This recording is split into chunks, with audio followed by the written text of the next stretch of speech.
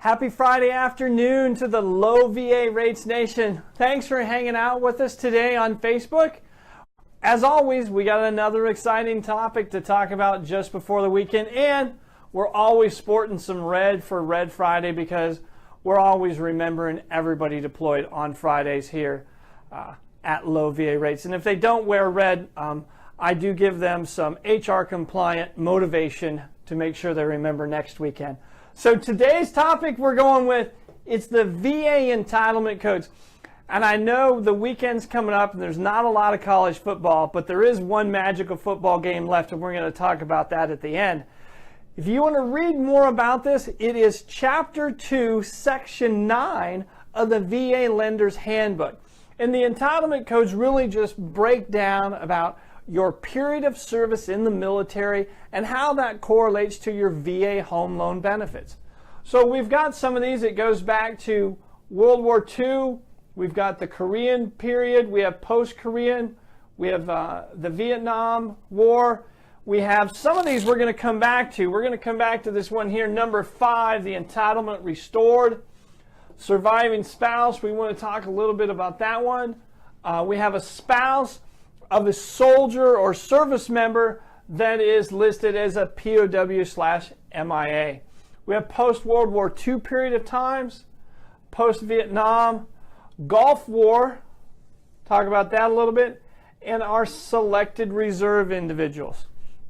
So one of the things as we're discussing entitlement, there is a corresponding VA funding fee that goes with these different entitlement codes. And we're going to talk about that a little bit today because the VA entitlement is what has allowed the VA home loan program to sustain itself since its inception at the end of World War II. One of the things that VA funding fee is what I really call it is veterans helping other veterans, because that's how the VA sustains the program. Because when an unfortunate incident happens and a veteran does lose their home to foreclosure, the VA has a savings account of money to pay the losses associated with that, and that keeps banks wanting to continue with this program.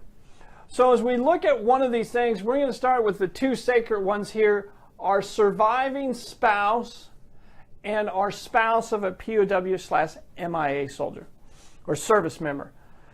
One of the things, this category, they do not, let's make this one, we're going to make it, we have 0 VA funding fee for those two categories of individuals.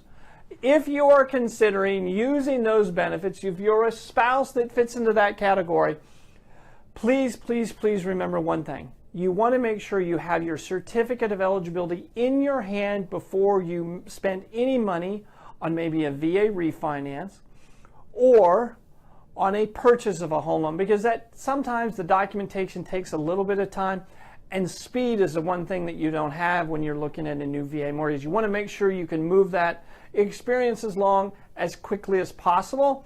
So to do that, you want to make sure you have that certificate of eligibility in your hand for these two categories of people. One and the other one, the Gulf War veterans, this is the majority of individuals that are on active duty right now, or they have served on active duty in the last, let's say, 20 to 30 years. This entitlement has a VA funding fee associated with it, and it is 2.15%.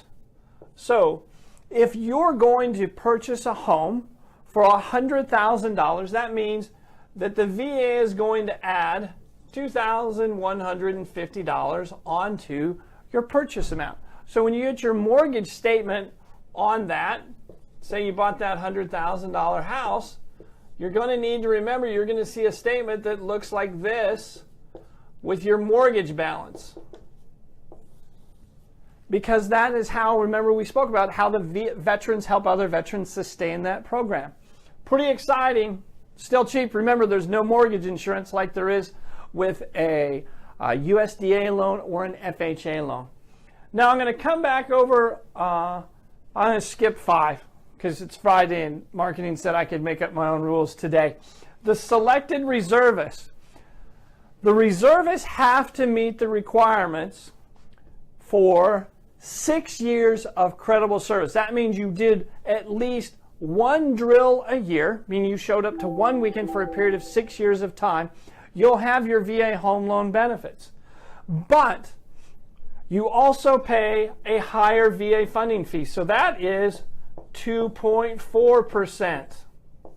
A little bit more expensive because you weren't on active duty, but there is a caveat to that. The other one is if you're a selected reservist or a member of the National Guard and you spent 90 days in a combat zone, you're going to qualify as a Gulf War veteran and you're going to pay the lower funding fee.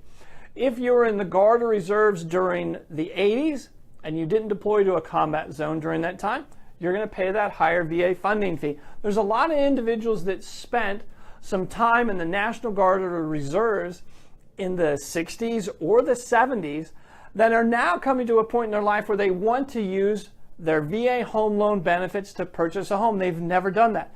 Please remember, you can do that, but I doubt if you've got your records from the 1960s or 70s laying around. So please call us here at Low VA Rates and we'll help you track those things down so we can secure your certificate of eligibility. So when you want to go buy that home, you're going to do it with confidence because you're working with us.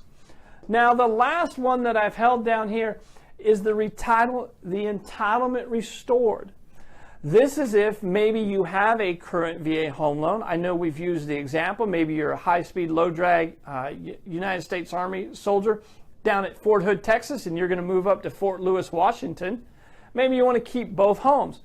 You're going to have an entitlement code 5 because it's your second time use. Or maybe you're that same service member and you're going to sell your house down at Fort Hood, Texas, and you're going to move up to Fort Lewis, Washington. It's going to have a higher VA funding fee. And that funding fee with this one is 3.30% because it's a second time use. VA's taking the risk again.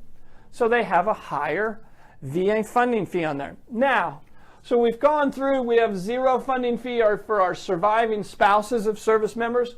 We talked about the percent here with our Gulf War veterans, active duty service members in the last 20, 30 years. We have our selected reservists, and we have this second time use is going to be 3.3% for active duty service members, National Guard, and reservists, regardless. It's 3.3 regardless of which component you served in. Now, we have one last thing to talk about that's impacting your VA funding fees and these entitlement codes. If you received a service-related disability rating when you exited your service component, you do not have to pay the VA funding fee. That's a significant savings. Like in our example here, you just saved $2,150. And consequently, if the loan amount's bigger, you save more money. It's kind of exciting. The other thing, remember, I know there's a lot of 100% disabled veterans in our community. We work with them all the time. Please check out the tax benefits for your disability rating with your local tax assessor. For example, if you're in the great state of Texas or maybe South Carolina, you do not have to pay property taxes each year based on that disability rating. Had a friend of mine one time, his wife was very happy. I pointed that out to them because they were able to save a significant amount on their property taxes each year. But you need to have a letter from your county assessor's office that you provide to your lender showing that you do not have to pay property taxes based on your disability rating and the county that you're going to purchase the property in. So Lance, do we have any other questions today? If anybody wants to know what I'm going to have for dinner this evening, I'm having goat because I've cooked up some wonderful goat stew in recognition of what the United States Army or the military academy is going to do to the midshipman whose mascot is a goat. So it's always appropriate to make sure you have a good goat stew the night before the Army-Navy game. Just want to let you know, go Knights. Have a great weekend, everybody.